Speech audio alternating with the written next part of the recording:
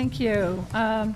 We will convene the Joint Budget Committee, Conference Committee of the Environment, Housing, Agriculture, and Energy Conference Committee.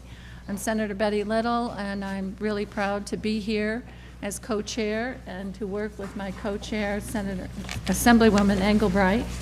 And happy to have you here and have you give some remarks. Thank you, Senator. It's a real privilege to be here with you and all of your colleagues. I wonder if it would be possible, with your indulgence, to allow me to introduce the Assembly members who round out our Environment, Agriculture, and Housing Committee. First, I'd like to recognize Assembly Member Keith Wright, the Chair of the Housing Committee. Assembly Member Michael Cusick, and Assembly Member Linares, who is sitting to my left here, who we just shoehorned into this seat a moment ago. Assembly Member Carrie Werner, Assembly Member Clifford Crouch, and Assembly Member Peter Lopez. And let me just mention that our alternates are Linares, Werner, and Lopez. Let me turn this back over to you, Betty. Thank you very much. And I would like to introduce the senators who are members of this committee. Senator Joe Griffo, who is chair of our Senate Energy Committee. Senator Tom O'Mara, who is chair of the Environmental Conservation Committee. Next to him, Senator John Bonasek, who is our alternate on this committee. Senator Patty Ritchie, who is chair of the Agriculture Committee. Senator Adriana Espaillat, who is the ranking member of the Housing Committee. And Senator Brad Hoylman, who is our alternate. Thank you. If I could, I will do the agencies. Before you do that, let me just catch up with myself. I inadvertently left out mention of Assembly Member Bill McGee, the chair of our Assembly Agriculture Committee. Good, thank you. I also would introduce the Senate Secretary for this committee is Sandra Sloan, who's back here. And your Assembly? Our Assembly Recording Secretary is Ashley Luce. Thank you. The following agencies are at this table: the Adirondack Park Agency, the Department of Agriculture and Markets, the Department of Environmental Conservation, the Office of Parks, Recreation, and Historic Preservation, and the Olympic Regional Development Authority.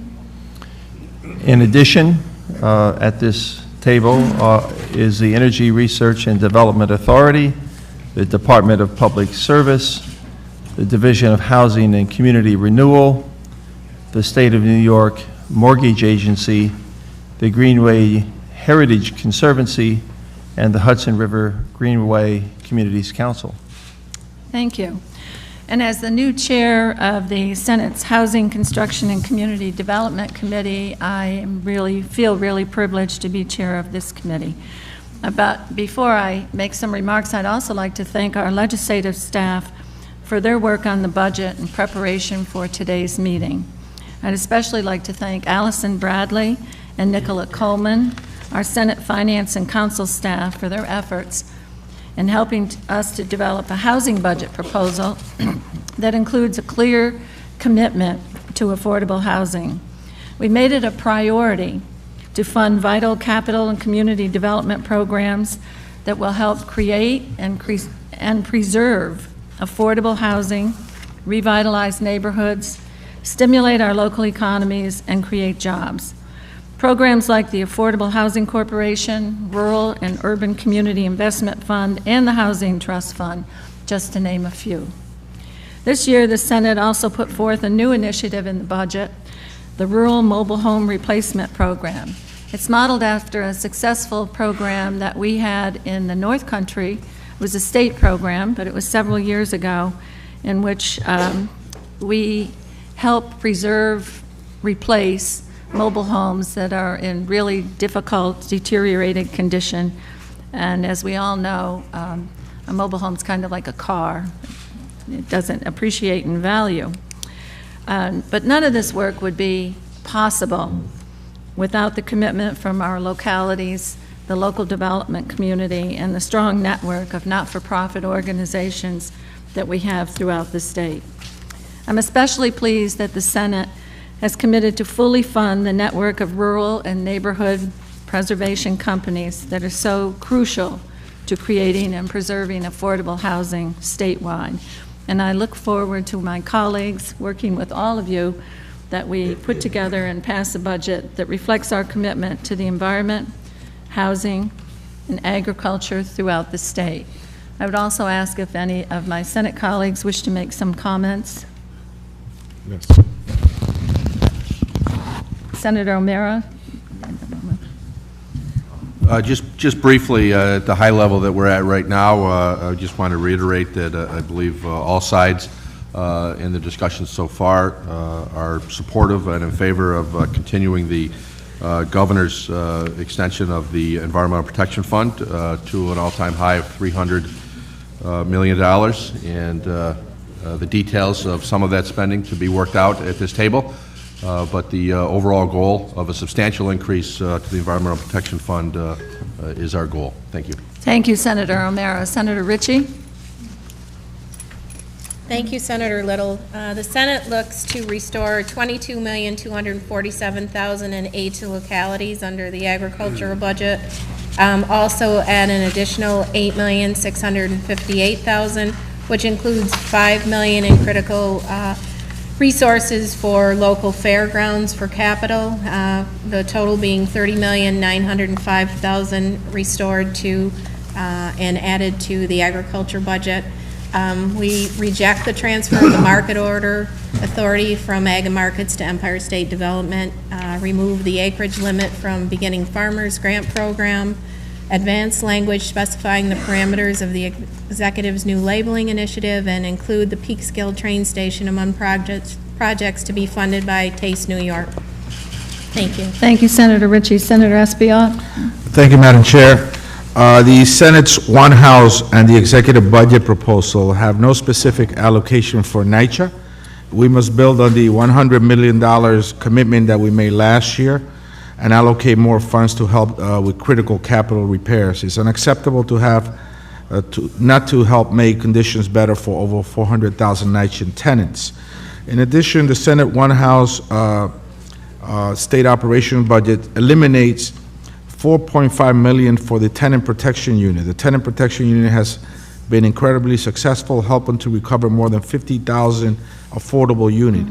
It should be given its own funding stream, and their funding should be increased to $15 million. The House New York and the Homeless Housing Initiative, the Senate One House budget reduces House New York and homeless housing funding by $100 million from the $1.9 billion to $1.8 billion. We are in the midst of an affordable housing crisis, and we need new, affordable, and supportive housing. Finally, the rent laws.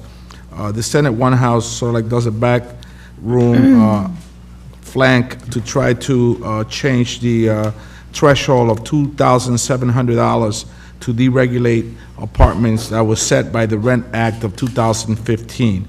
And so we're very concerned about all of those housing issues in the proposed budgets.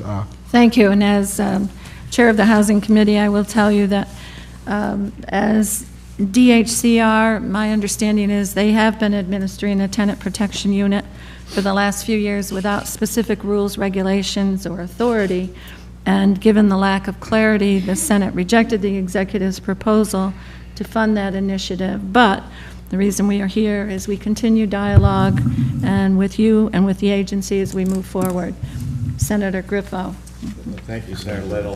Some of the general issues relative to the sphere of energy and telecommunications. Thank you. Under the Department of Public Service, the Senate will be rejecting the annual authorization to the Department of Health to receive funds to finance certain public service education. We're not opposed to that idea. We just want to see that expanded to other areas of health and wellness. We will accept language that exempts the state's 40 municipally owned gas and electric companies from mandatory evidentiary hearings currently required for all municipal rate cases.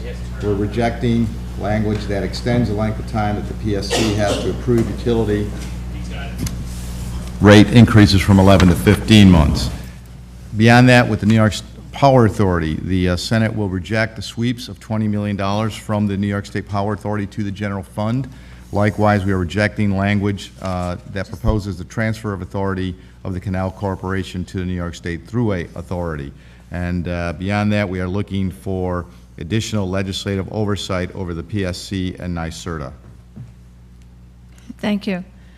Senator Hoyman? Thank you, Madam Chair.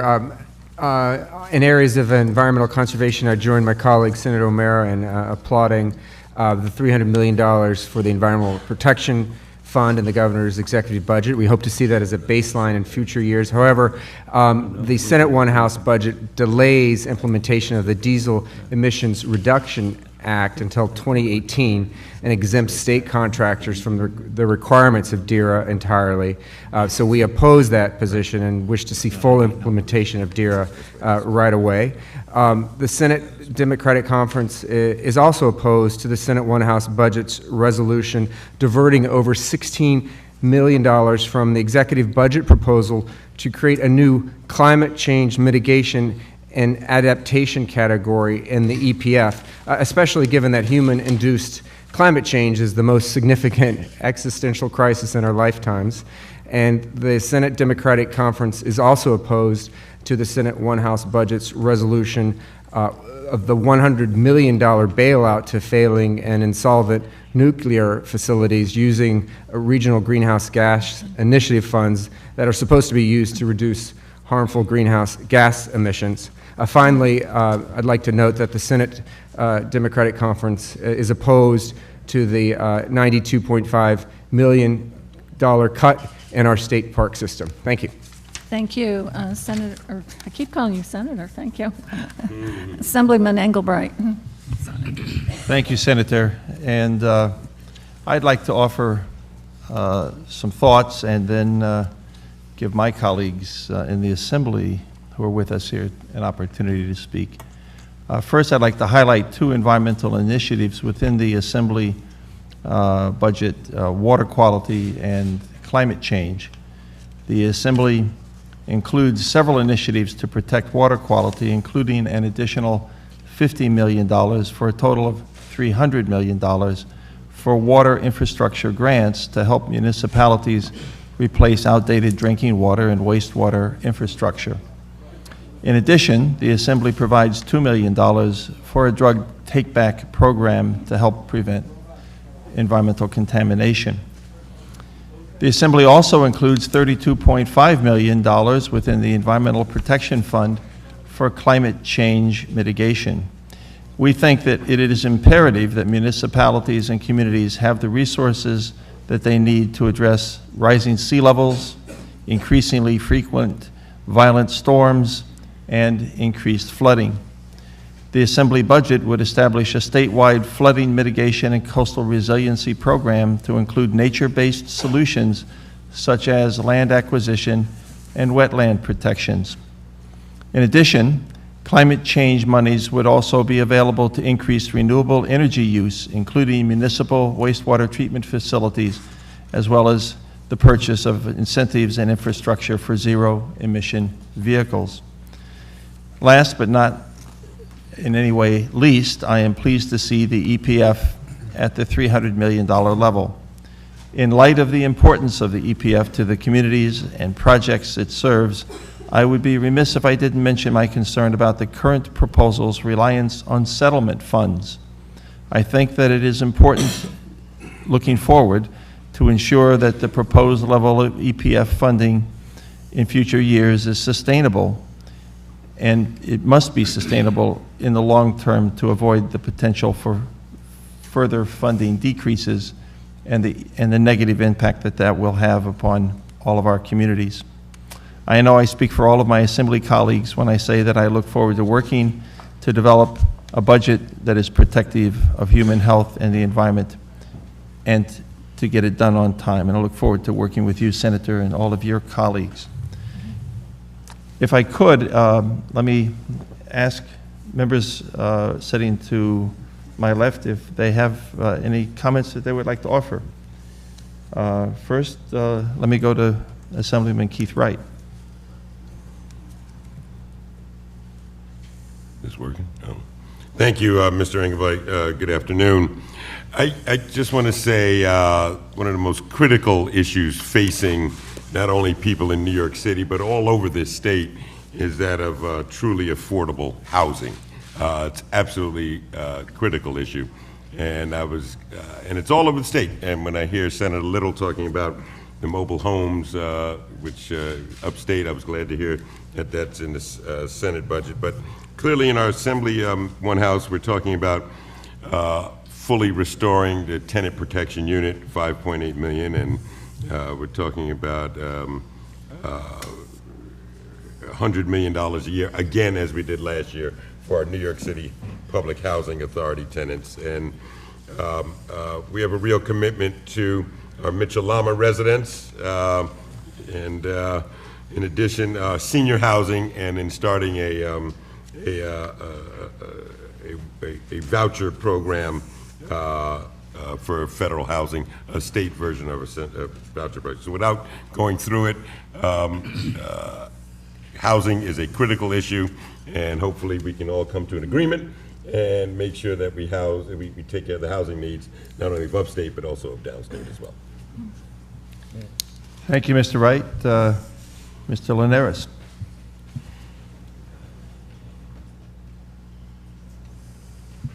I don't know if it's working. I think you had it there. I just want to echo the comments just made by Chairman Wright with regards to the need for affordable housing, and also for maintaining housing at this critical moment.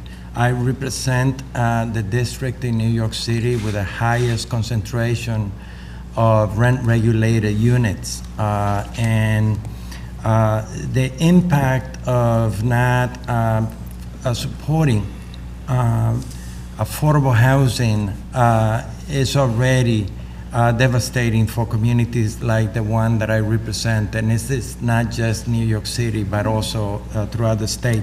So I just want to highlight, whether it is NYCHA or it is regulated units, it is a crisis that we need to address, and the budget we just, the resolution that we approve in our House reflects that sense of urgency.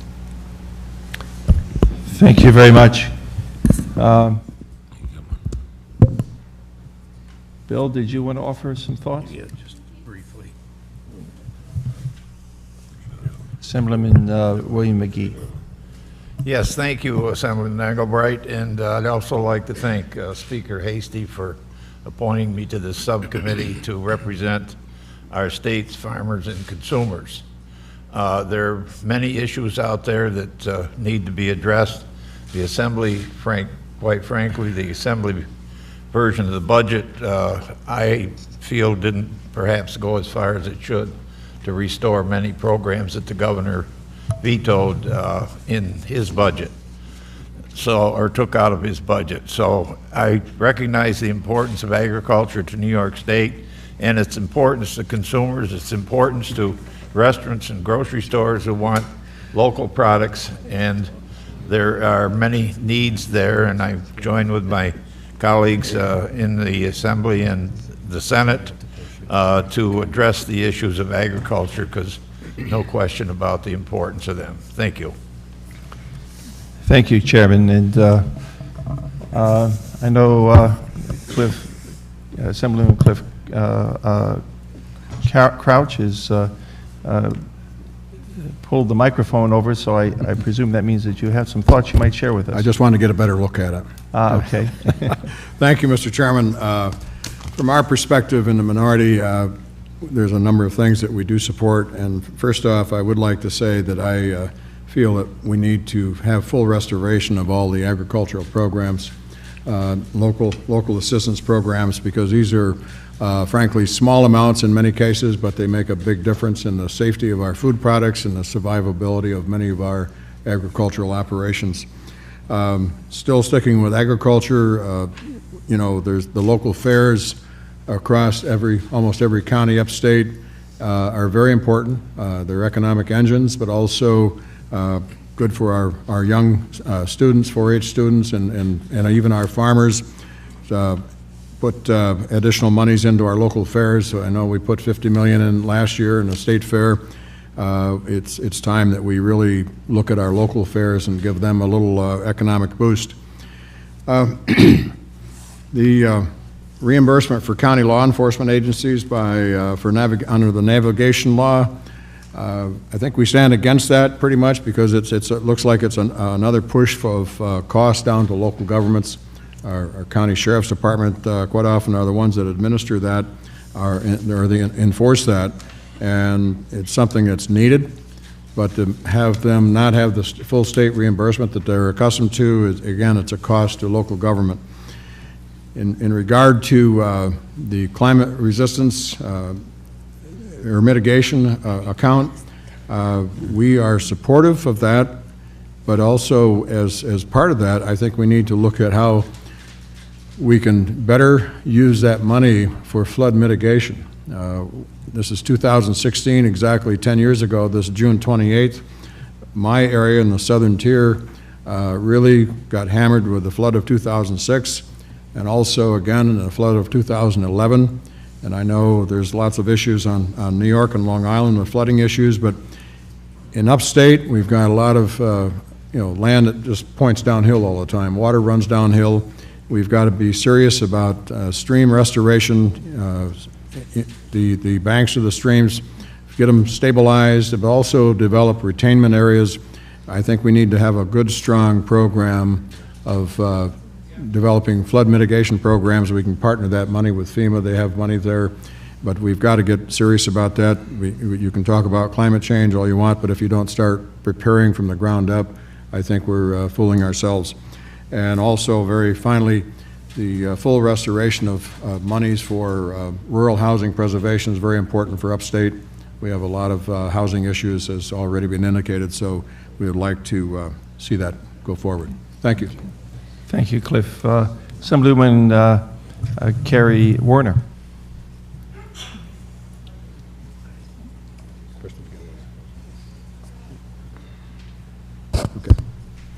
Thank you, Assemblyman Engelbrecht. I'd like to just echo what my colleague, Mr. McGee, said, that the Assembly budget could have restored more of the agriculture programs. Agriculture is a $36 billion industry in New York State.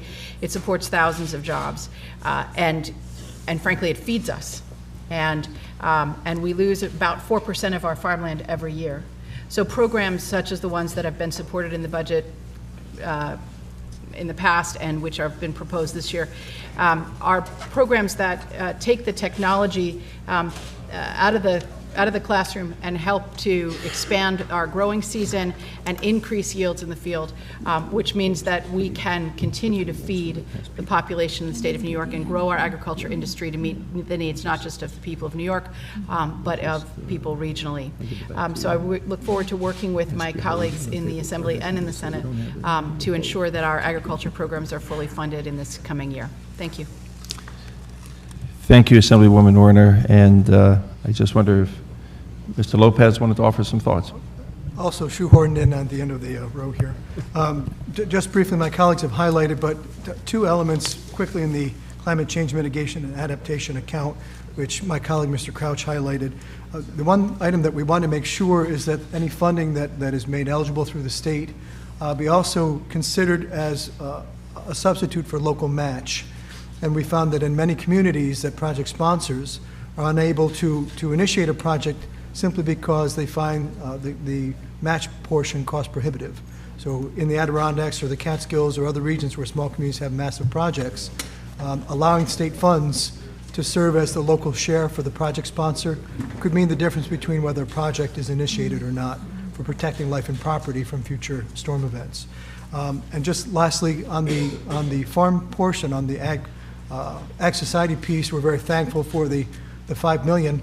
The other piece that was highlighted by the Ag Societies was the consideration of the premiums that are paid by the Ag Societies that enable farmers to take time from their production and display and be present at the farms, and their costs for veterinary fees and others. We've been seeing a reduction in the participation of farmers in the fair simply because they're not able to afford leaving their jobs to be part of the fair presentation. So just some thought to premium reimbursement. Thank you, Mr. Chairman. Thank you, Peter. So as we're closing down here, the very important issue before us is how are we doing on table targets? Senator Little? We do not have table targets yet, so we will close our meeting today. And I'd like to thank all of our Assembly members and senators for their participation on this committee. And we will reconvene at the call of the General Conference Committee whenever, most likely next week or whenever that is. Very good. Thank you very much. Thank you all. Thank you. Nice job, Margaret.